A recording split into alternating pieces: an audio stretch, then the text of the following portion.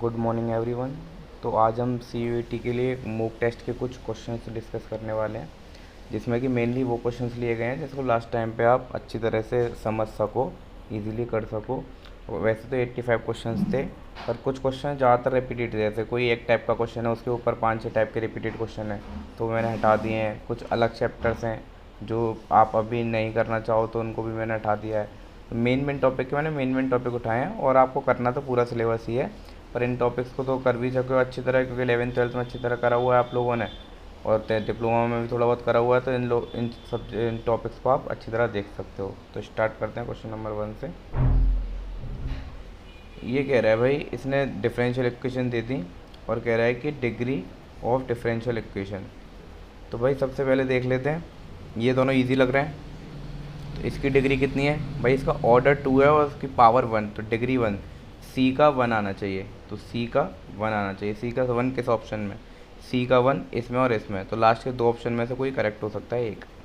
D को दोनों में सेम है, चेक करने की ज़रूरत नहीं है। तो ए और बी को चेक कर लेते हैं, ए या बी किसी एक को चेक कर लो। तो सिंपल इसको चेक कर लेते हैं। इसको कैसे चेक करेंगे? इसका लिखा हुआ 1 प्लस वाई डैश का होल स्क्वायर की power 1/2 is equal to Y double dash की पावर 1/3। कभी भी मैंने बताया कि रेडिकल में पावर नहीं छोड़ते, तो क्या करो, इसको 6 से मल्टीप्लाई कर दो, इसको 6 से मल्टीप्लाई कर दो। तो ये कितना हो जाएगा, मैं यहाँ पे रफ करके लिख रहा हूँ। ये हो जाएगा आपका 3 और ये हो जाएगा आपका 2। ये हो गया आपका 3 और ये हो गया 2। तो ये 3 हो गया, 2 ऑर्डर यहाँ पर है, ऑर्डर की पावर देखी जाती है, ऑर्डर की पावर 2। तो डी का होना चाहिए, सी का होना चाहिए 2, सी का सेकंड, सॉरी सी नहीं है, फर्स्ट, फर्स्ट का सेकंड, ए का सेकंड। तो answer D is the correct option. ठीक है। अब ऐसे ये वाला क्वेश्चन है, इसमें मैं आपको हिंट दे देता हूँ। जब भी ऐसा क्वेश्चन आता है, डिफरेंस डिग्री पूछे डिफरेंशियल इक्वेशन की, फैमिली ऑफ अगर ऐसा कांस्टेंट टर्म दे रखा है, तो क्या करो, सबसे पहले कांस्टेंट टर्म की वैल्यू निकालो। ऐसा क्वेश्चन शायद आईपी लीड में भी आ चुका है। तो क्या करो, सबसे पहले डिफरेंशिएट कर दो इसको, D Y by D X. तो क्या आएगा, सी, और ये कितना आएगा, अगर मैं इसको पहले ओपन कर लेता तो ये आता एक्स स्क्वायर प्लस सी स्क्वायर माइनस 2cx। तो अब मैं इसको डिफरेंशिएट कर रहा हूँ, सी का सी आ गया कांस्टेंट, एक्स स्क्वायर का 2x, सी का 0 और माइनस 2c। फिर इसको एक और बार डिफरेंशिएट करो, जब तक सी की वैल्यू निकालनी है हमको, क्योंकि सी की वैल्यू इस इक्वेशन में डालेंगे तब हमें डिग्री पता चलेगी। तो सी, तो ये आ गया 2x का 2 हो गया, तो ये आ गया 2c। तो सी की वैल्यू कितनी आ गई, 1/2 D square by D x square. अब ये वाली वैल्यू इसमें पुट कर दो, तो सी की वैल्यू पुट कर दो, तो y इज इक्वल टू सी कितना हो गया आपका 1/2, मैं इसको लिख देता हूँ वाई डबल डैश, ठीक है, फिर x minus Y double dash का होल स्क्वायर। अब देखो यहाँ पे तो ऑर्डर 2 है, यहाँ पे ऑर्डर 2 है, पर इसको जब ओपन करेंगे तो इसकी पावर 2 आ जाएगी, इसकी पावर 1 है तो इसकी पावर 2 आ जाएगी ओपन करने के बाद। तो डिग्री कितनी हो जाएगी, इसकी 2 हो जाएगी डिग्री। ठीक है भाई। अब देखते हैं नेक्स्ट क्वेश्चन। तो बस आपने जितना पढ़ रखा हो उसी का रिवाइज करते रहना। अब देखो इस क्वेश्चन है, मैंने ऐसे टाइप क्वेश्चन बहुत करा रखे हैं, और फिर भी बता दूँ, एरिया बाउंडेड वाइज अगर पूछ रहा है एप्लीकेशन ऑफ इंटीग्रेशन से, वाई में दे रखा है, एक्स में दे रखा है, और वाई की 2 लिमिट दे रखी है, तो वाई की 2 लिमिट का यूज़ करो। वाई कहाँ से कहाँ तक, 1 से लेके 4 तक। तो ये क्या आना चाहिए, फंक्शन डी वाई आना चाहिए। तो function Y is equal to लिखा जाना चाहिए यहाँ पर, ठीक है, वाई में लिखा जाएगा, जो भी फंक्शन लिखा जाएगा वाई में लिखा जाएगा। तो वाई में क्या लिखा जाएगा, तो यहाँ से मैं कन्वर्ट कर लूँ, तो X square is equal to Y by 4, तो X is equal to under root Y by 2। तो ये फंक्शन लिखा जाएगा मेरा। तो 1/2 मेरा बाहर आ गया, अंडर रूट वाई। अब इसको आप सॉल्व करना जानते हो, कैसे सॉल्व करते हो इंटीग्रेशन को, सिंपल सा इंटीग्रेशन है, इसको आप सॉल्व कर सकते हो। आंसर सॉल्व करके 7/3 आपका आंसर आ जाएगा। ठीक है, कैसे सॉल्व करोगे, y की पावर 2 का क्या होता है, y की पावर 2 + 1, तो इधर आ जाएगा 2/3 और इधर आ जाएगा पावर में 3/2, और ये 1/2 बाहर चल ही रहा है, इससे ये कैंसिल, तो बाहर तो 1/3 आ गया। इसमें लिमिट रख दो, तो y की पावर, y में रखोगे 4 की पावर 3/2 माइनस 1 की पावर 3/2, एक बाई हमारा 3 नीचे चल ही रहा है। तो ये कितना हो गया, इसको 2 स्क्वायर लिख सकते हैं, 2 स्क्वायर से स्क्वायर कट जाएगा, तो 2 की पावर 3, तो 8 बचा, -1 डिवाइड बाई 3, तो 7/3। और आप सॉल्व कर सकते हो खुद से। ठीक है, नेक्स्ट क्वेश्चन देखते हैं। क्वेश्चन नंबर 4, देखो अब ऐसे दो तीन क्वेश्चन आए थे, मैंने उसमें से एक क्वेश्चन ले लिया है, तो आप बिल्कुल सेम पैटर्न फॉलो कर सकते हो, कोई दिक्कत वाली बात नहीं है। अब जैसे ये क्वेश्चन है, करने के तो बहुत तरीके होते हैं, पर इस क्वेश्चन में क्या है, मैं लिमिट वाला करके दिखा देता हूँ, सिंपल वाला आप कर सकते हो। नीचे 1+x² दिख रहा है, तो ऊपर कुछ नहीं दिख रहा, तो क्या करूँ, +x² -x²। जब भी ऐसा कुछ दिखता है तो हम सोचते हैं, तो फिर इसको ब्रेक कर लेते हैं। ब्रेक कहाँ कैसे करना है, ब्रेक आप करो इसको इसके थ्रू, ये वाला पूरा एक पार्ट ले लो, और फिर माइनस के बाद ये वाला पूरा एक पार्ट ले लो। तो मैं इसको क्या लिखूँगा, integration 1 to 2 1+x² divided by x into 1+x², और ये dx हो गया, पहला टर्म ये आ गया। फिर मैंने सेपरेट कर दिया 1/2 x, माइनस का माइनस लगा दिया, 1/2 x² x into 1+x² dx। आप इसको इजीली सॉल्व कर सकते हो, ये इससे कट गया, तो यहाँ पे क्या बचा, 1/2 1/x dx। आपको पता है किसका इंटीग्रेशन होता है, माइनस यहाँ पे क्या बचा 1/2, ये x से ये कट गया। अगर नीचे वाले को मैं t मान लेता हूँ, 1+x² को मैं t मान लेता हूँ, तो 2x dx क्या हो जाएगा मेरा dt। तो x dx क्या हो जाएगा, ऊपर x बच रहा है dx, x dx हो गया मेरा dt/2। तो क्या बचा dt/2, तो y2 मैंने बाहर ले लिया dt, और नीचे वाले को मैंने t माना। तो देखो अब यहाँ पे एक चीज़ की गलती मत करना, जैसे लिमिट अभी ये x की लगी हुई है, हमको लिमिट, अब मैंने क्वेश्चन t में कन्वर्ट कर लिया, तो मुझे लिमिट t की लगानी है, ठीक है। इंटीग्रेशन वाले में यही आपको ध्यान रखना है। तो मैं t की लिमिट लगा देता हूँ, एक मिनट।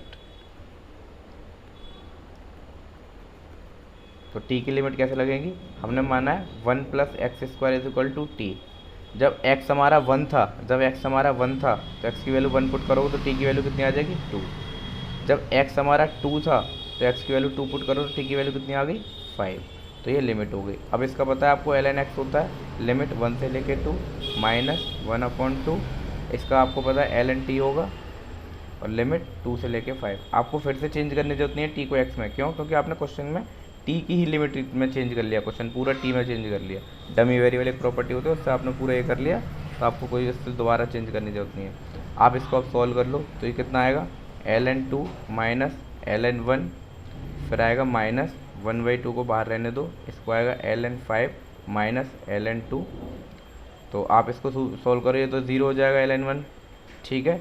और ये ln2 माइनस, और ये माइनस माइनस प्लस हो जाएगा 1/2, तो ये होगा 3/2 ln2, और ये माइनस का ln5/2, तो ln5/2 ये वाला ऑप्शन आ रहा है, तो ठीक है ना। तो ऑप्शन के अकॉर्डिंग अपना आंसर मैच कर लेना। तो नेक्स्ट क्वेश्चन देखते हैं, एक मिनट वेट करिएगा।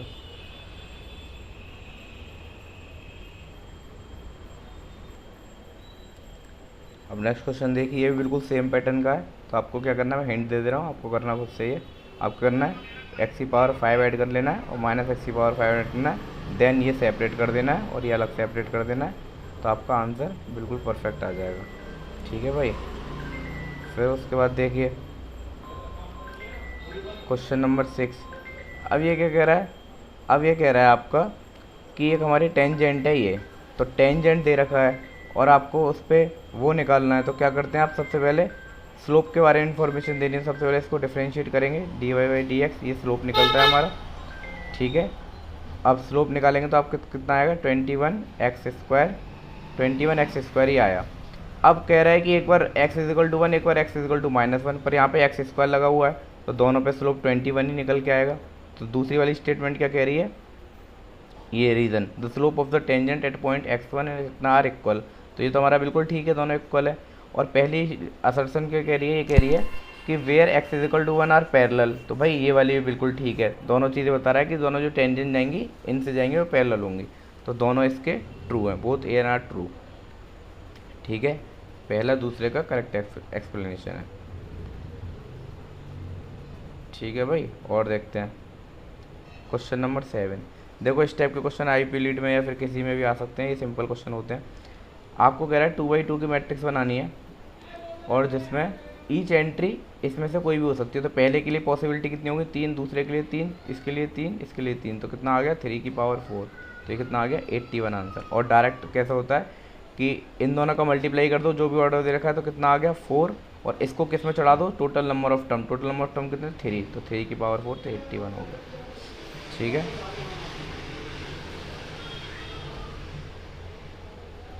क्वेश्चन नंबर 8 देख लेते हैं, 1 मिनट वेट करिएगा।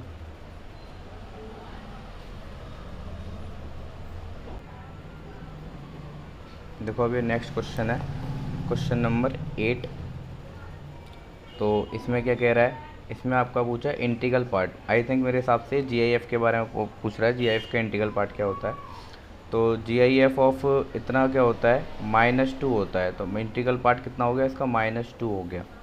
ठीक है ना, आपको मैंने क्लास में बता रखा है, माइनस वालों को जो इंटीग्रल पार्ट होता है उसके पीछे वाला होता है, तो -2 के पीछे -1 आएगा। और फॉर एग्जांपल प्लस का 1 पॉइंट इतना होता तो कितना आता, तो इसका आंसर 1 आता। ठीक है ना, तो दोनों का अलग अलग कंसेप्ट है, इसमें पीछे वाला 1 होता है, इसमें पीछे वाला इंटीजर -2 होता है। तो पीछे वाला इंटीजर देखते हैं हम मेनली, तो ये आपका आंसर हो गया। ठीक है भाई, अब क्वेश्चन नंबर 9 देखो, ये क्वेश्चन सिंपल ही है, इनमें कुछ नहीं करना है, प्रॉपर्टीज़ याद होनी चाहिए। इन्वर्टेबल मैट्रिक्स है, इन्वर्टेबल मैट्रिक्स मतलब इन्वर्स उसका निकल के आएगा। डिटरमिनेंट ये दे रखा है, डिटरमिनेंट ऑफ एडजॉइंट पूछा है, तो आपका एक फॉर्मूला होता है determinant of adjoint of A is equal to determinant of A की power n-1, where n is the order of the matrix. तो ऑर्डर कितना दे रखा है 4, और डिटरमिनेंट की वैल्यू कितनी है 3, 3 की पावर 4-1 डेट इज 3 की पावर 3, तो आंसर कितना आ गया 27।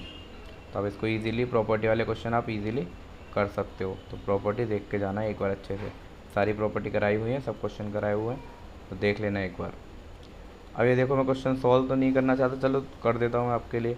कह रहा है A inverse exist if, A inverse कब एग्जिस्ट करेगा, जब determinant of A not equal to 0 होगा। तो डिटरमिनेंट ए दे रखा है, इसका डिटरमिनेंट निकाल लो, इसके अबाउट निकाल लेते हैं, तो कितना आएगा, क्योंकि इसमें एक एलिमेंट 0 दे रखा है, -2, ये आ गया -2, ये क्रॉस करा तो 2 लैम्डा प्लस 3, और फिर 0 का 0 रहेगा, फिर -5 आएगा, फिर ये क्रॉस करा, ये क्रॉस करा, तो कितना का 2 - 3 lambda, 2 - 3 lambda not equal to 0।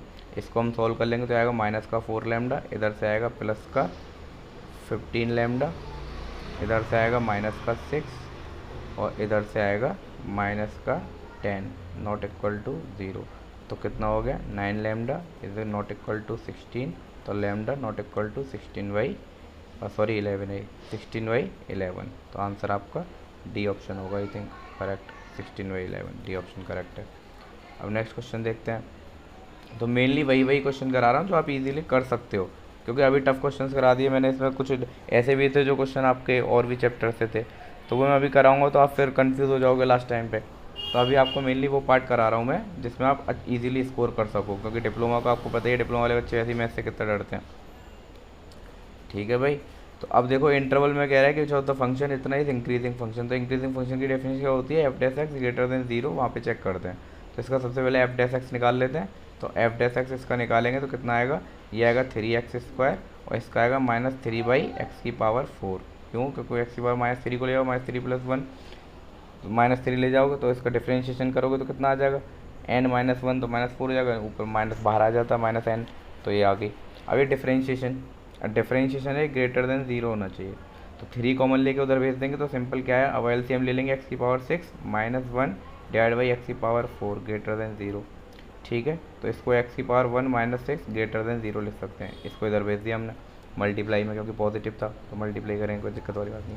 अब इसको a का क्यू माइनस b का क्यू से ओपन करेंगे तो आएगा a² - b², और ब्रैकेट में अगर मैंने इसको a का क्यू माइनस b का क्यू माना है तो ब्रैकेट में क्या आएगा a² + 2ab that is x² + b² greater than equal to 1। अब थोड़ा सा यहाँ पे गौर फरमाओ, कुछ करना भी पड़ता है, ऐसे नहीं हर बार क्वेश्चन बिल्कुल सीधा आ जाएगा। ये चीज़ देखो भाई, किसी की पावर 4 किसी की पावर 2 ऑलवेज पॉजिटिव, और पॉजिटिव ही ऐड हो रहा है, तो ये चीज़ तो पॉजिटिव रहेगी, तो मतलब ग्रेटर देन 1 तो रहेगी। तो इस वाले की बात कर लेते हैं, इस पर काम कर लेते हैं थोड़ा, क्योंकि आप इजीली इसको कैलकुलेट नहीं कर सकते। तो इसको कर लें x² - 1 ग्रेटर देन 0, तो इसको लिख सकते हैं x - 1 x + 1 greater than equal to 0। आप इसको सॉल्व करो, -1 + 1 ग्रेटर देन इक्वल टू 0, मतलब ये वाले पार्ट, तो क्या होगा -∞ से -1 यूनियन 1 to ∞। आप इसको ऐसे कर सकते हो। अगला क्वेश्चन देखते हैं, क्वेश्चन नंबर 12। देखो भाई, वैसे तो मैंने इसकी ट्रिक बता रखी है, बट ट्रिक आप याद नहीं कर पाओगे, किसी बच्चे को याद होगी, किसी बच्चे को याद नहीं होगी। अदरवाइज इसको सिंपल कैसे करेंगे, एक कॉइन को 5 बार टॉस करा तो टोटल पॉसिबल आउटकम कितने हो गए, 2 की पावर 5 डेट इज 32। तो प्रोबेबिलिटी क्या होती है, नीचे आता है टोटल पॉसिबल आउटकम, ऊपर आता है फेवरेबल आउटकम। फेवरेबल आउटकम क्या होंगे भाई, गेटिंग एटलीस्ट 3 हेड। तो एटलीस्ट का मतलब क्या होता है, तो 3 भी आ सकते हैं और 4 भी आ सकते हैं और 5 हेड भी आ सकते हैं। 3 हेड भी आ सकते हैं, कम से कम 3 आने चाहिए, ज़्यादा से ज़्यादा कितने भी आ सकते हैं। तो 5 ही कॉइन है तो 5 ही आ सकते हैं यहाँ से ज़्यादा, 4 भी आ सकते हैं, 5 भी आ सकते हैं। अब इसको थोड़ा सा परमुटेशन कॉम्बिनेशन आता है तो यूज़ कर लो। अब 5 में से 3 सेलेक्ट करने हैं तो 5C3 और मतलब multiply 4C3 sorry 5C4, 4 select करने हैं 5 में से और 5 में से 5 सेलेक्ट करने हैं। तो इसको थोड़ा सॉल्व करो तो कितना आ गया 5 इंटू, इसको 5C2 लिख सकते हैं ना, तो डिवाइड बाई 2 लिख देता हूँ। इसको 5C1 लिख सकते हैं तो इसको 5 लिख देता हूँ। इसको 5 सेलेक्ट करने हैं, इसको 5C5 को 1 लिख सकते हैं डायरेक्ट। तो ये कितना हो गया, 2 टाइम्स गया तो ये कितना हो गया 10 इंटू 50। आई थिंक मैंने कहीं गलती तो नहीं करी, एक बार चेक कर लेता हूँ। 5C1 ठीक है, ठीक है, ये 2 टाइम्स 5 टू द 10 और ये 50 ठीक है भाई। तो ये देखो भाई किससे जा रहा है, 25 बार और 16 टाइम्स।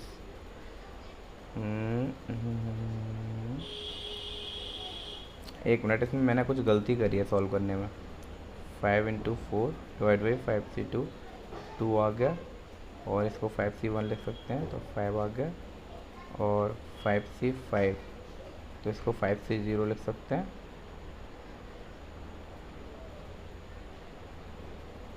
एक मिनट, ये 1 ही आता है, 5 1 ज़ा 5, 20 50 ही आ रहा है ये तो 50। तो हमारा सॉरी सॉरी सॉरी सॉरी और का ये मिस्टेक होगी थोड़ी सी, इस चीज़ का आपको ध्यान रखना है भाई। मैंने यहाँ पे और लिख रखा है क्योंकि या तो 3 आ सकते हैं और 4 आ सकते हैं और 5, और प्रोबेबिलिटी में और को कभी मल्टीप्लाई नहीं लिखते, हमेशा प्लस लिखते हैं। तो ये मिस्टेक हो रही थी, हमेशा याद रखना। प्रोबेबिलिटी और आप सेट्स वाला चैप्टर करते हो और को प्लस लिखते हैं और एंड को इन मल्टीप्लाई लिखते हैं, और मैंने उल्टा कर दिया। ठीक है, तो ये प्लस आएगा तो ये कितना हो गया, ये यहाँ से निकल के आ रहा है आपका 2 टाइम्स 10 प्लस 1 10 प्लस 5 15 और 16, तो 16 तो कितना आ रहा है 1/2 आपका आंसर आ रहा है इसका। ठीक है, तो इसका 1/2 आंसर आएगा। और आप इसको एक तरीका और है, बाइनोमियल डिस्ट्रीब्यूशन से भी कर सकते हैं। मैंने क्लास में सिखाया बाइनोमियल डिस्ट्रीब्यूशन, आप उससे कर सकते हो। तो बस इस चीज़ का ध्यान देना थोड़ी सी। देखो हमारे भी करते टाइम मिस्टेक होगी तो आप भी मिस्टेक मत करना, कभी भी ऐसी मिस्टेक हो सकती है। और को प्लस लेना है हमेशा, क्यों, क्योंकि ये बता रहा है 3 भी हो सकते हैं या 4 भी हो सकते हैं और या 5 भी हो सकते हैं। ठीक है, ये चीज़ बता रहा है। तो आपको सबसे ईजी वे है इसी वाले तरीके से करो। ठीक है, अगला क्वेश्चन देखते हैं, 1 मिनट वेट करिएगा। देखो भाई, ये ऐसे क्वेश्चन आने के बहुत ज़्यादा चांस हैं। सिंपल क्वेश्चन होते हैं, कोई इसका मेथड नहीं होता है, बिल्कुल सिंपल सा एक दो फॉर्मूले होते हैं, उन्हीं को आपको रिवाइज करना है। तो मैं बता देता हूँ। तो जैसे पहले करने का तरीका क्या होगा, पहले करने का तरीका सीख लेते हैं फिर फॉर्मूले देख लेंगे। सबसे पहले प्रोबेबिलिटी दे रखी है रैंडम वेरिएबल की, ये आपको पता है प्रोबेबिलिटी का सम कितना होता है, हमेशा 1 होता है। तो इन सबको ऐड कर दो, तो 0.1 plus k plus 0.2 plus 2k plus 0.3 plus k, इसका सम कितना होगा 1 होना चाहिए भाई। तो ये देखो 0.1 0.2 और 0.3 कितना हो गया 0.6, और ये कितना होगा k ये हो गया plus 4k is equal to 1। तो यहाँ से k कैलकुलेट करोगे तो आपका, और ये 0.4 हो गया तो 0.1 निकल के आ गया आपका k। आपका k 0.1 निकल के आ गया तो ये वैल्यू कितनी हो गई 0.1, और ये वैल्यू कितनी होगी 0.2, और ये वैल्यू कितनी होगी 0.1, k की वैल्यू डाल दी। अब मीन कह रहा है ना, तो मीन का फॉर्मूला क्या होता है, सिग्मा xi और उसकी प्रोबेबिलिटी, जो ऑब्जर्वेशन है उसी की प्रोबेबिलिटी, उनको ऐड करना है। तो सबसे पहले इनको मल्टीप्लाई करना है, देन समेशन लगा हुआ है तो मल्टीप्लाई करो, विद साइन लेना है आपको। सबसे पहले xi को pi से मल्टीप्लाई करो तो माइनस के 0.2 आ गया ये।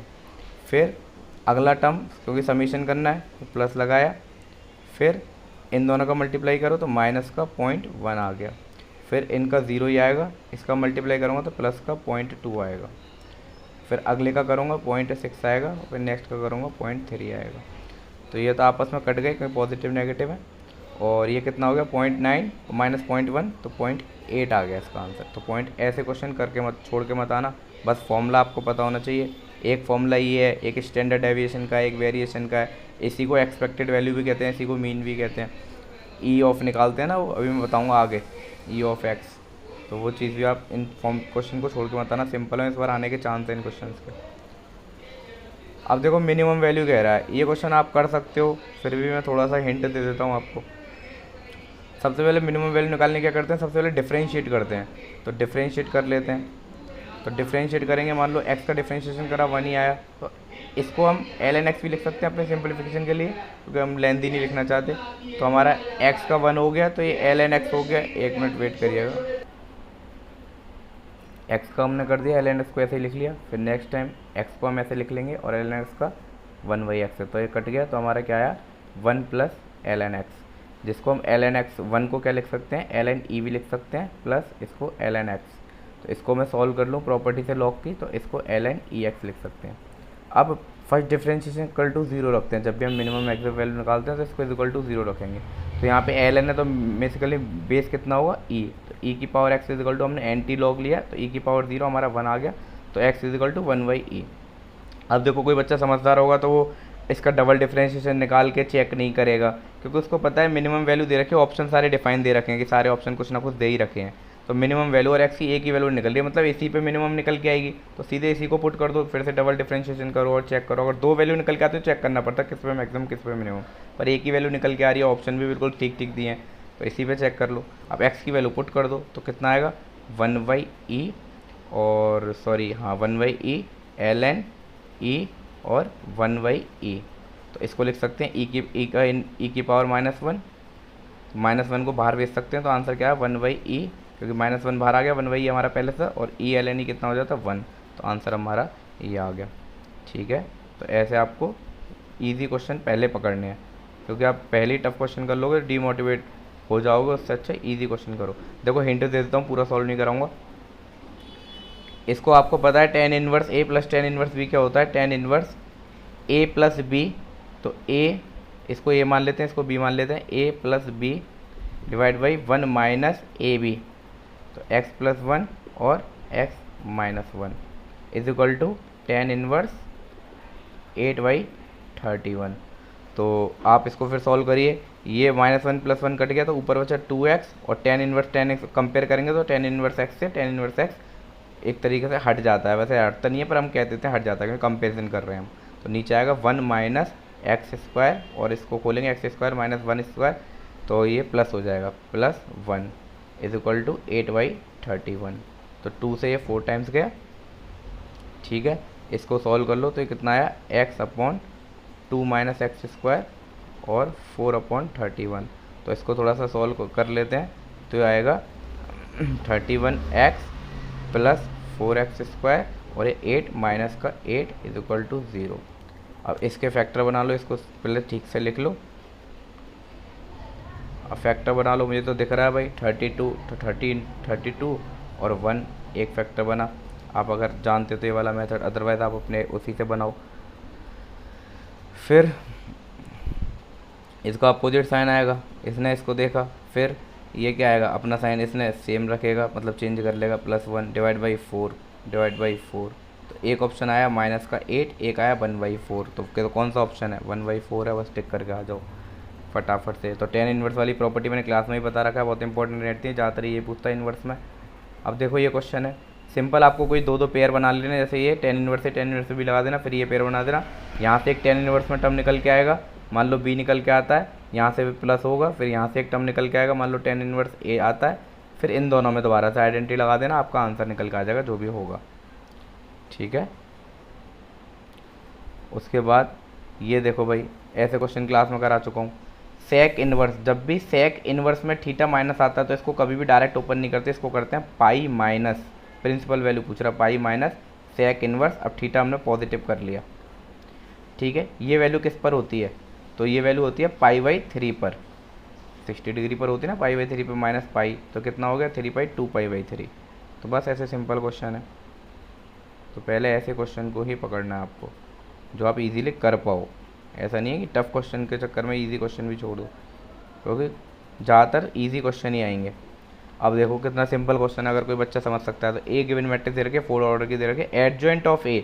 तो एडजॉइंट ऑफ ए एक बार लिख लेते हैं क्या दे रखा है, क्योंकि मैं तो देख के समझ गया क्या लिख रहा है। आप लिख लेते हैं 5 इंटू आइडेंटिटी, मतलब आइडेंटिटी मैट्रिक्स में 5 का मल्टीप्लाई हो रहा है, तो एक तरीके से ये लिख रहा है। तो ये दे रखे एडजॉइंट ऑफ ए मैट्रिक्स, और क्या पूछा, ऑर्डर 4 की है। तो ऑर्डर 4 की है, सॉरी, इसको एक और एक्सटेंड कर लेते हैं, 0 0 0 और 0 0 0 5, क्योंकि ऑर्डर 4 की दे रखी है। हाँ सच, ऑर्डर ए और आइडेंटिटी का भी 4 का देखा, ठीक है। तो एडजॉइंट भी 4 की होगी, तो ये 4 क्रॉस 4 की हो गई, ऑर्डर इसका 4 क्रॉस 4 दे रखा है। देन इसका डिटर्मिनेंट पूछ रहा है, तो इसका डिटर्मिनेंट तो भाई एक डायगोनल मैट्रिक्स है या फिर एक स्केलर मैट्रिक्स है, तो इसका डिटर्मिनेंट क्या होता है, इन एलिमेंट का प्रोडक्ट, प्रिंसिपल एलिमेंट का प्रोडक्ट, तो 5 की पावर 4। तो आंसर अकॉर्डिंगली ये हो जाएगा, ठीक है। तो ऐसे सिंपल क्वेश्चन छोड़ने नहीं है बिल्कुल भी। तो सबसे ज़्यादा सिंपल क्वेश्चन मैट्रिक्स पे या टेक्नोमेट्री पे ही आते हैं, तो ये क्वेश्चन आपको ध्यान से करने हैं। देखो फिर से ये वो स्टेटमेंट और रीज़न वाले क्वेश्चन है, तो आपको कुछ नहीं है, पढ़ना है और आंसर करना है। Row element determine express the sum of 2 number, 2 number के एक्सप्रेस में कर दिया। ऐसे एक रो को मैं मान लेता हूँ अल्फ़ा प्लस बीटा, मैंने बताया था क्लास में। ऐसे पूरी सम आ रहा है, मान लो ए प्लस बी आ रहा है, सी प्लस डी आ रहा है, एक पूरी रो को, कॉलम को मान लिया। एक्सप्रेस 2 टर्म्स, तो सम ऑफ 2 डिटरमिनेंट के बराबर होगा, क्योंकि इसको हम सेपरेट कर देते हैं अगली प्रॉपर्टी में। एक ऐसे लिख लेते हैं, इनको कॉपी कर लेते हैं, फिर प्लस दूसरे वालों को लिख लेते हैं, उनको कॉपी कर देते हैं सेकंड वालों को। तो बस यही कह रहा है।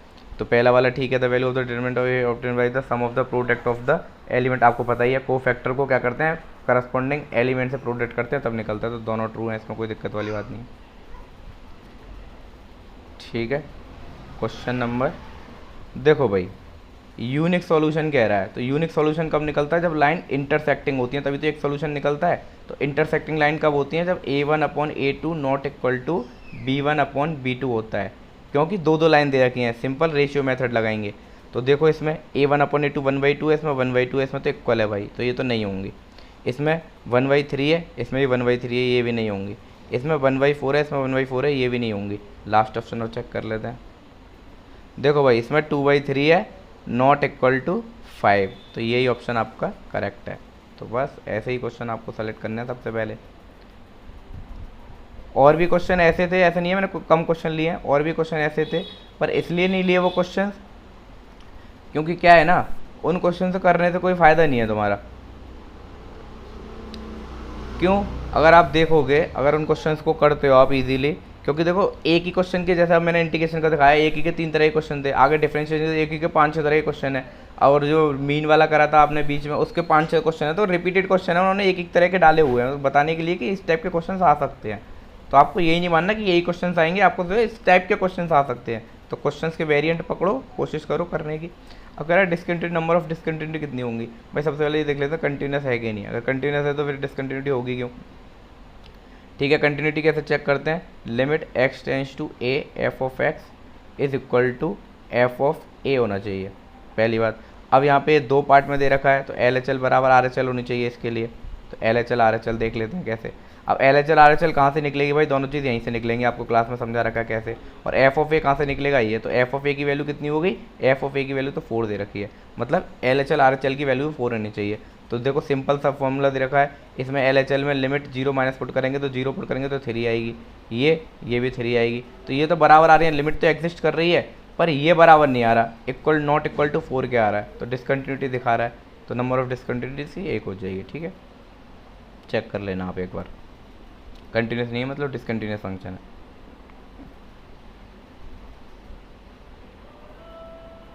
अब देखो इसमें मोस्ट अप्रोप्रिएट पूछ रहा है भाई, पॉलिनोमियल फंक्शन सारे कंटिन्यूस होते हैं, कांस्टेंट फंक्शन कंटिन्यूस होता है, modulus function is not continuous.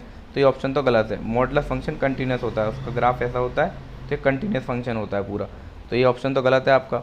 Identity function, identity function कहते हैं y इक्वल टू x, मतलब स्ट्रेट लाइन, ठीक है। और एवरी डिफरेंशियल फंक्शन, अगर फंक्शन डिफरेंशिएबल है तो कंटिन्यूस होगा ही होगा, ठीक है ना। तो आपको थोड़ा सा ध्यान देना, इसके अकॉर्डिंगली मोस्ट अप्रोप्रिएट आंसर आपको सेलेक्ट करना है।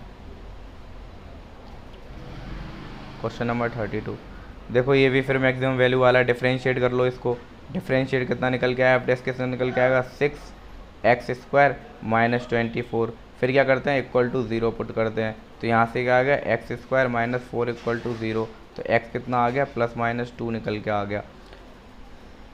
अब कह रहा है इस इंटरवल में चेक करो, तो भाई सबसे पहले बाउंड्री वैल्यू पे भी चेक करना पड़ेगा। इस इंटरवल में -2 नहीं आएगा बट 2 आएगा, तो 2 पे भी चेक करना है। इन तीनों पॉइंटों पे जिस पे आ जाए वो आपका आंसर है। तो मेरे अकॉर्डिंग 3 पे आप चेक करके देख लेना, एक बार 2 पे चेक करके देख लेना, एक बार 1 पे चेक कर लेना, जिस पे भी आपका आंसर आया था। कैसे करना है कि आपको 2 के इसमें वैल्यू डाली, 2 की वैल्यू डाली तो x की अगर 2 डाला तो कितना हो गया 16 हो गया, माइनस ये कितना हो गया 48 हो गया, प्लस 107 हो गया। तो ये तो कैलकुलेट करके कितना आ रहा है, ये गया 85 75, ये 75 आ रहा है। अब 3 पे भी कैलकुलेट कर लो एक बार, 3 पे करा तो कितना होगा 3 की पावर 4 81 हो गया, माइनस 3 के 27 इंटू 2 54 हो गया ये, माइनस अब इसको कर लो 96 हो गया, प्लस 107 हो गया। तो फिर इस पे चेक कर लो, आप सब पे चेक कर लेना एक एक बार, बस कैलकुलेशन मिस्टेक मत करना। तो जो भी आंसर होगा तो मेरे अकॉर्डिंगली 89 होगा, या तो 3 पे आ रहा होगा या देख लेना आप किस पे आ रहा है। मैं सॉल्व नहीं कर रहा, सॉल्व आपको खुद ही करना है।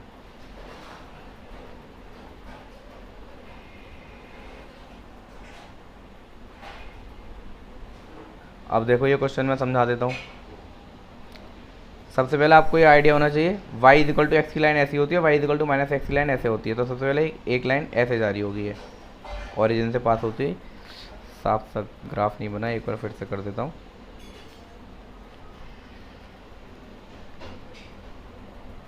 तो ये कुछ लाइन ऐसे गई होगी ये लाइन, ठीक है। और ये देखो माइनस नेगेटिव मतलब डाउनवर्ड पैराबोला है, तो कुछ ऐसे गया होगा ये वाला, ठीक है।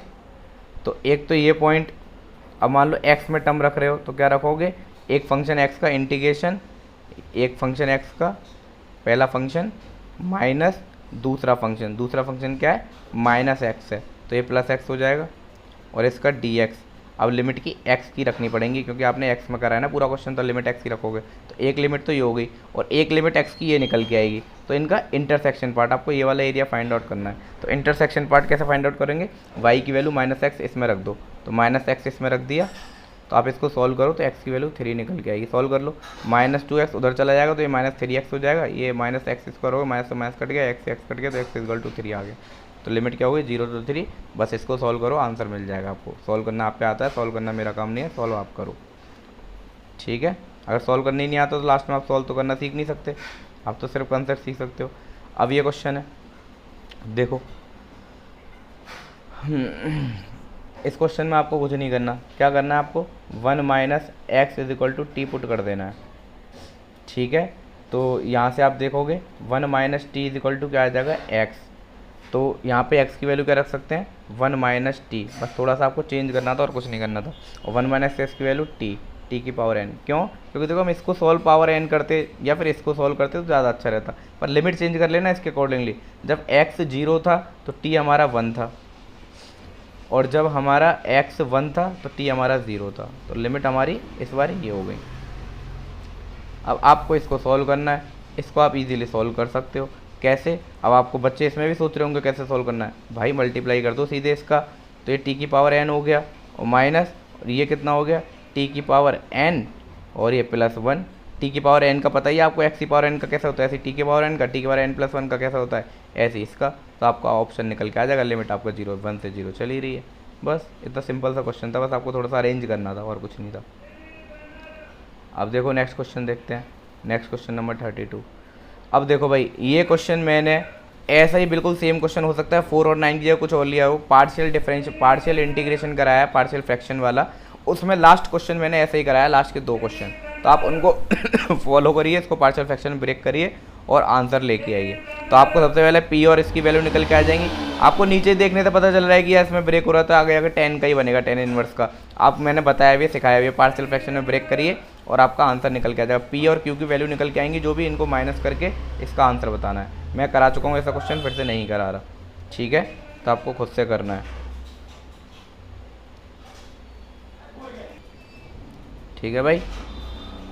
तो आप कर सकते हो इजीली, ऐसी कोई बड़ी दिक्कत वाली बात नहीं है। जो क्वेश्चन कराने लायक है वो करा देता हूँ, क्योंकि इतना टाइम भी नहीं है सारी चीज़ कराऊँ। अब देखो लीनियर इक्वेशन से क्वेश्चन आ गया। लीनियर इक्वेशन में कहा था इंपॉर्टेंट है, होमोजीनियस, वेरिएबल स्टेपलर और लीनियर, तीन ही डिफाइन कर रखे हैं, तीनों इंपॉर्टेंट है। अब लीनियर से क्वेश्चन दिया है तो देखो कौन सा फॉर्म है, D Y by D X is equal to P Y plus is equal to Q. तो इसका सॉल्यूशन, जनरल सॉल्यूशन क्या होता है, Y into integrating factor integration of Q into integrating factor D X, ये इसका plus सी, ये इसका होता है। पर इसमें एक नई चीज़ दी हुई है, इसका बताऊंगा यूज़ कैसे करना है आपको। इसको कहते हैं इनिशियल वैल्यू प्रॉब्लम कहते हैं इनको, ठीक है। इसमें कुछ वैल्यू दी होती है, आपको लास्ट में सॉल्व करनी होती है। तो सबसे पहले इसको सॉल्व कर लेते हैं। इंटीग्रेटिंग फैक्टर मैंने बताया था क्या होता है, तो इंटीग्रेटिंग फैक्टर क्या होता है, ई की power integration P D X, ये होता है इंटीग्रेटिंग फैक्टर आई एफ, ठीक है। तो इंटीग्रेशन पी करना है, तो इंटीग्रेशन पी ये रहा, तो मैं ये इंटीग्रेशन कर दूँ, इसका इंटीग्रेशन करना है, इसको हटा दूँ, मैं तो सॉर्ट कर रहा हूँ, आप कर लेना अपना सॉल्व करके।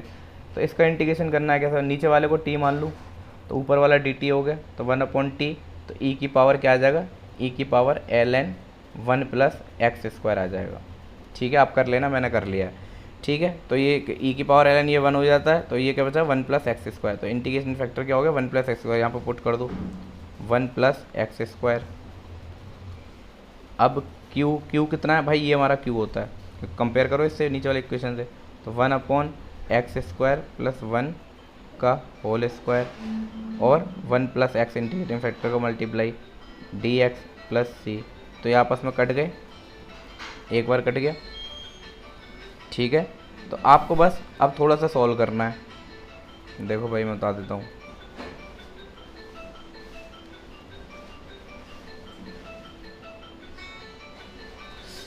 सॉरी वेट अ मिनट, ये थोड़ा ना आज लैपटॉप दिक्कत कर रहा है, कोई चक्कर नहीं है, थोड़ा पॉज कर करके वीडियो बना रहे हैं, पर हो जाएगी कंप्लीट।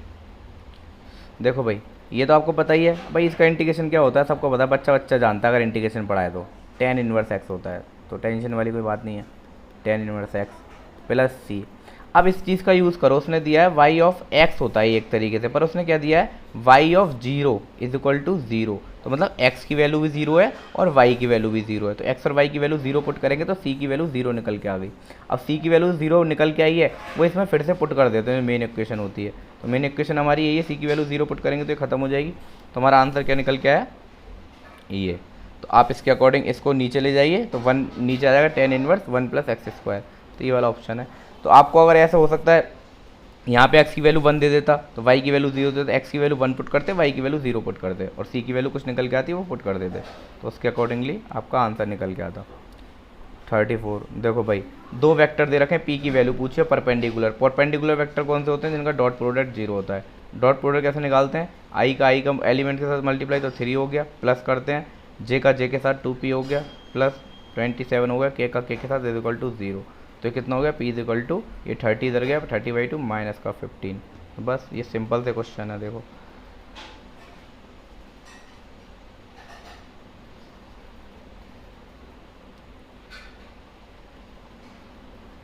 अब देखो अगला क्वेश्चन है, प्रोजेक्शन निकालना है b प्लस सी का, तो सबसे पहले b ये दे रखा है, c ये दे रखा है, तो सबसे पहले b प्लस सी का निकाल लेते हैं, b प्लस सी निकाल लेते हैं, और मान लेता हूँ इसको मैं डी वेक्टर मान लेता हूँ, बन के एक वेक्टर आएगा b प्लस सी, एक वेक्टर ही तो बन के आएगा, उसको डी मान लेता हूँ मैं थोड़ी देर के लिए। इन दोनों को सम करो, तो i से i का एलिमेंट जुड़ेगा 3i, j से j का एलिमेंट जुड़ेगा तो प्लस j हो जाएगा, ये k से k का एलिमेंट जुड़ेगा प्लस 4k हो जाएगा, तो ये आ गया डी वेक्टर मतलब b प्लस सी, इसका प्रोजेक्शन a पे, तो फॉर्मूला क्या होगा, projection of D vector on A vector, projection of D vector मैंने v प्लस सी को बोला है, on A vector is equal to, सबसे पहले इन दोनों का डॉट प्रोडक्ट डिवाइड बाई जिस पर प्रोजेक्शन उसका मैग्नीट्यूड से डिवाइड करना है, तो इनका डॉट प्रोडक्ट कितना हो जाएगा भाई a 2 3 6 प्लस माइनस के 2 और प्लस के 2 डिवाइड बाई ये कितना हो गया 4 प्लस 1 तो 9 हो गया, ये तो कितना आ गया 6/3, तो आंसर कितना आ गया 2 आंसर आ गया। सिंपल था, बस फॉर्मूला बेस्ड क्वेश्चन है, थोड़ा सा डॉट प्रोडक्ट पता होना चाहिए, फैक्टर पता नहीं, सब चीज़ बताई हुई है आपको क्लास में, ऐसा नहीं है कोई भी चीज़ नहीं बताई हो, अभी तक जितनी चीज़ करा रहा हूँ सारी चीज़ क्लास में होता ही है, ये भी क्लास में बता रखा है। इसको भाई ढंग से देखो तो यही तो लिखा हुआ है डिटरमिनेंट ऑफ ए इनवर्स, और मैंने बताया जब भी कोई नॉन सिंगुलर मैट्रिक्स होती है उसको ये इसके बराबर होता है, ठीक है। तो ये इसके बराबर होता है, तो इसका आंसर कितना हो गया, ये 1/2 दे रखा है तो 1/2 यहाँ रखेंगे तो कितना आ गया, 2 निकल के आ गया। बताओ क्या था इन क्वेश्चनों में, बड़े सिंपल से क्वेश्चन है। तो वही क्वेश्चन करो जो सिंपल सिंपल है। इस समय टफ के पीछे भागोगे इस समय तो कुछ नहीं होगा, क्योंकि टफ के पीछे आपका टाइम निकल गया। देखो ये सब मैंने क्लास में बता रखा है, पूरा इन्होंने स्टेटमेंट दे रखा है कि ए ऐसा फंक्शन है, इसको हम सेपरेट नहीं कर सकते एक्स और वाई में, इसमें सेपरेट नहीं कर, इम्प्लिसिट फंक्शन कहते हैं। तो अब उसने एग्जांपल बताया कि ऐसा कोई इम्प्लिसिट फंक्शन है तो उसको डी वाई डी एक्स कैसे कैलकुलेट करना है, तो ये तरीके बताएं आपको। ठीक है, एक तो ये मेथड होता है कि सबसे पहले सबको एक्स के रेस्पेक्ट डिफरेंशिएट कर दो, फिर डी वाई डी एक्स अलग एक तरफ ले लो और दूसरे वाले अलग जो चीज़ बताओ उसको एक तरफ ले लो, तो आपका आंसर निकल के आ जाएगा। वो इसने एक्सप्लेन कर रखा है। ठीक है, हमें एक्सप्लेन नहीं करना, हमने 2 मेथड बताया आपको, तो दूसरा वाला यूज़ करेंगे क्योंकि सिंपल सा क्वेश्चन दे रखा है। दूसरा वाला क्या बताया था, जब भी F of X comma Y is equal to constant होता है तो आपको D Y by D X कैसे कैलकुलेट करना है, with the help of partial differentiation. कैसे, करली एफ एक बार फंक्शन को डिफरेंशिएट कर दो एक्स के रेस्पेक्ट में, एक बार वाई के रेस्पेक्ट में डिफरेंशिएट कर दो पार्शियली और माइनस साइन लगा दो। तो ये फंक्शन है, सबसे पहले इसको इस फॉर्म में बनाओ। तो सबसे पहले इस फॉर्म में बनाऊंगा तो इसको लिख सकता हूँ 3x² प्लस 5 e की पावर वाई। अब इसी पे 5-6 क्वेश्चन लगातार दिए हुए हैं, तो आप वो ट्राई कर लेना, मैं एक मेथड बता रहा हूँ। ठीक है, minus Y is equal to 0। अब ये इस टाइप का बन चुका है। ठीक है, अब क्या करना है, सबसे पहले डी एफ कर ली, एफ वाई कर ली, वाई मैं यहीं कर देता हूँ। सबसे पहले माइनस का साइन लगाओ। अब इसको पार्शियली डिफरेंशिएट करना है एक्स के साथ, तो ये तो इनका तो 0 हो जाएगा जब एक्स के साथ पार्शियल डिफरेंशिएट करूँगा। इसका हो जाएगा 6x, तो आएगा माइनस का 6x। फिर डिवाइड बाई नीचे क्या करना है, पार्शियल डिफरेंशिएशन y, तो x वाले टर्म का 0 हो जाएगा, तो y वाले टर्म का देखो 5e की पावर 5 का 5e की पावर y होगा और y का -1 होगा। अब देखो इसने ऑप्शन इस फॉर्म में नहीं दिया, इसने 1 माइनस ये दे रखा है, तो माइनस से कॉमन लूँगा नीचे से, माइनस माइनस कट जाएगा, तो ये ऑप्शन आपका आ जाएगा। तो ये दूसरा मेथड होता है। पहला मेथड क्या होता है, ऐसे लिख लो जैसे इसने बताया, ऐसे लिख लो, सब टर्म को एक तरफ लिख लो, फिर क्या करो, हर साइड डिफरेंशिएट कर दो हर टर्म को एक्स के रेस्पेक्ट में। एक्स के रेस्पेक्ट डिफरेंशिएट कर दोगे, फिर कुछ टर्म आएंगे D Y by D X के, तो उन टर्म को एक तरफ ले लेना, उन टर्म को सेपरेट कर लेना और दूसरी साइड जो भी बचा उसको रिमेनिंग दूसरी साइड भेज देना। तो सेपरेट करने के बाद डी वाई डी एक्स जो निकल के आएगा वो आपका आंसर होगा। तो आप उससे भी कर सकते हो, इससे भी कर सकते हो, दोनों से सेम रिजल्ट आएगा। अब देखो सिमिलरली ये क्वेश्चन है 47 को से ट्राई कर लेना 48 सिमिलरली ये क्वेश्चन है, ट्राई कर लेना, बिल्कुल सेम वैसे ही क्वेश्चन लिखे हुए हैं, एक एक स्टेप में आंसर आएंगे। अब 40 ये दे रखा है। अब देखो, अब हो सकता है आपको इन वाले क्वेश्चन में दिक्कत आ जाए उस वाले मेथड से, पार्शियल फ्रैक्शन वाले से, क्योंकि आप पार्शियल डिफरेंशिएशन वाले से हो सकता है आपने अच्छी प्रैक्टिस ना करी हो, दिक्कत आ जाए। तो आपको क्या करना है, मैं हिंट दे देता हूँ आपको। सबसे पहले इसको क्या करना है, पूरे क्वेश्चन को एक्स के रेस्पेक्ट में डिफरेंशिएट कर देना है। तो एक में करके दे देता हूँ छोटा सा, तो आप कर लेना। सबसे पहले इसमें प्रोडक्ट रूल लगाऊंगा, तो प्रोडक्ट रूल लगेगा, कैसे आएगा, एक्स का 1 हो गया, ये बचा कॉस ए प्लस वाई, फिर प्लस, अब एक्स को ऐसे ही रखूँगा, कॉस का करूँगा, कॉस का क्या होता है डिफरेंशिएशन माइनस साइन ए प्लस वाई। अब वेट यही नहीं, ए प्लस वाई का, ए का कांस्टेंट का 0 हो जाएगा, वाई का क्या होगा D Y by D X. ठीक है, इधर कॉस वाई का माइनस साइन वाई और क्या हो जाएगा वाई का D Y by D X. तो आपको क्या करना है, यहाँ से ये D Y by D X का एक टर्म है, एक D Y by D X का एक टर्म है, दोनों को एक तरफ लेके आओ, D Y by D X common लो, तो एक टर्म जो आएगा उसको नीचे भेज दो, तो जो भी आपका आंसर आएगा प्रॉपर मैच कर लेना, आंसर आ जाएगा। ये बेसिक मेथड होता है। वो वाला डायरेक्ट फॉर्मूला यूज़ है, वो एप्लीकेशन है पार्शियल डिफरेंशिएशन की। तो आपको दोनों चीज़ करनी आनी चाहिए। ठीक है, अगला क्वेश्चन भी सही इसी पे बेस्ड होगा। देखो इसलिए मैंने बहुत क्वेश्चन छोड़ दिए क्योंकि सब रिपीटेड क्वेश्चन है, बस ये मैंने ले लिया आपको दिखाने के लिए। ये भी देखो पार्शियल उसी पे कह रहा है इम्प्लिसिट फंक्शन पे, तो सारे क्वेश्चन बस ऐसे ही रिपीटेड क्वेश्चन दे रखे हैं इन्होंने ज़्यादा। अब देखो कितना बेसिक क्वेश्चन है, किसी बच्चे को समझ हो तो कर सकता है। पॉइंट कह रहा है, ये पॉइंट इस पे लाइन कर रहा है, कोई पॉइंट किसी लाइन पे लाई कर रहा होता है तो उस लाइन को सेटिस्फाई कराता है, तो ये पॉइंट भी इस लाइन को सेटिस्फाई कराएगा। 3a एक्स की जगह a, वाई की जगह b plus b 2b is equal to 1। अब देख लो कौन सा पॉइंट है, इक्वल टू वाला पॉइंट है यार, इसमें क्या था बताओ। अब देखो ये दे रखा है कि ये कौन सी मैट्रिक्स है, पूछा है। देखो भाई मैंने बता रखा है ये वाला एलिमेंट, ये कौन सा एलिमेंट है, A12 एलिमेंट है, तो A21 एलिमेंट के बराबर होना चाहिए इसका मैग्नीट्यूड, और साइन में अपोजिट होना चाहिए। तो ये 21 एलिमेंट है, देखो मैग्नीट्यूड बराबर है, साइन में अपोजिट है। ऐसे ये देखो मैग्नीट्यूड बराबर है, साइन में अपोजिट है, मैग्नीट्यूड बराबर है, साइन में अपोजिट है दोनों। ठीक है, तो ये कौन सी होगी, और मेन प्रिंसिपल डायगोनल एलिमेंट 0 0 है, तो कौन सी होगी स्क्यू सिमेट्रिक मैट्रिक्स। अदरवाइज आपको कैसे करना है, अदरवाइज आप ऐसे नहीं समझ पाते, तो A is equal to minus of A transpose के बराबर आ जाती है। किसी मैट्रिक्स का ट्रांसपोज निकालोगे, उसमें माइनस का मल्टीप्लाई कर दोगे और वो इसी के बराबर आ जाती है, तो वो मैट्रिक्स कैसी कहलाएगी? Skew symmetric matrix. ऐसी सिमेट्रिक कहा सकता है, उसके लिए आपको पता ही है क्या करना है। अब देखो ये क्वेश्चन है सिंपल सा, खुद कर लेना। ए प्लस सी से ये कह रहा है कि अब ये आपको पता ही है मैट्रिक्स में प्लस ए प्लस बी करो, बी प्लस सी करो, कम्यूटेटिव प्रॉपर्टी होती है, तो दोनों चीज़ सेम होती हैं। तो आप देख लेना इसमें से कौन सा ठीक है। अब क्वेश्चन नंबर 55 देखते हैं। सेम वैसे ही क्वेश्चन है, ए बी स्क्वायर मैट्रिक्स दे रखी है, सेम ऑर्डर, ए बी और बी आर डिफाइंड, दोनों डिफाइंड है। A B product if number of column is equal to number of row, तो ये भी आप देख सकते हो। थोड़ा सा अपना अंदाज़ा भी लगाना, ठीक है ना। हर क्वेश्चन में ही बता दूंगा तो फिर क्या है, करा रखे हैं ऐसे क्वेश्चन। बस ये है कि इसमें स्टेटमेंट फॉर्म में दे रखे हैं, तो आपको स्टेटमेंट चेक करना है। अब देखो, अब ये मुझसे उम्मीद मत करना इसको मैं सॉल्व करूँगा, डबल डिफरेंशिएट तो करना है, तो एक डिफरेंशिएट करके बता दूँ, एक आप कर लेना। डी वाई डी एक्स करोगे तो क्वेश्चन रूल लगा दो आपके, या तो प्रोडक्ट रूल लगाना है तो इसको ऐसे लिखो 1/x ln x, और क्वेश्चन रूल लगाना है तो ऐसे ही लिखा रहने दो। तो क्वेश्चन रूल क्या कहता है, जो पहला है उसको पहले डिफरेंशिएट करो, ln x का पहले, दूसरे वाले को ऐसे ही रख दिया, माइनस फिर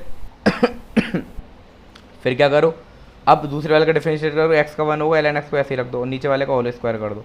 तो ये कितना निकल के आया, 1 minus ln x divide by x square. ये एक डिफरेंशिएट निकल के आ गया। अब फिर से क्वेश्चन रूल लगाओ इसमें, तो फिर दूसरा डिफरेंशिएट निकल के आएगा। अदरवाइज कर ही लो यार, छोटा सा ही तो है ये, ठीक है। तो पहले आया उसको पहले डिफरेंशिएट कर दो, इसका डिफरेंशिएट करेंगे तो कितना आएगा, माइनस के 1/x स्क्वायर, एक्स स्क्वायर को ऐसे ही रहने देंगे, फिर माइनस लगाएंगे, ठीक है। फिर सेकंड टाइम कौन आया है, एक्स स्क्वायर, उसका डिफरेंशिएशन ये हो गया, इसको 1 माइनस ये 1 माइनस ln x लिख देंगे, और नीचे कितना हो जाएगा, इसका स्क्वायर हो जाएगा, तो एक्स की पावर 4 आ जाएगा। देखो यहाँ से ये कट गया, तो ऊपर से एक एक्स कॉमन लोगे तो नीचे से एक एक्स कट जाएगा, तो एक्स का क्यू बचेगा नीचे, तो नीचे का एक्स का क्यू बचेगा, ऊपर क्या बचेगा, -1 बचा, इधर से -2 बचा, और इधर से +2 ln x बचा। तो ये कितना हो गया, -3, और ये हो गया 2 ln x। तो भाई देख लो, मेरे हिसाब से पहला ऑप्शन बन रहा है।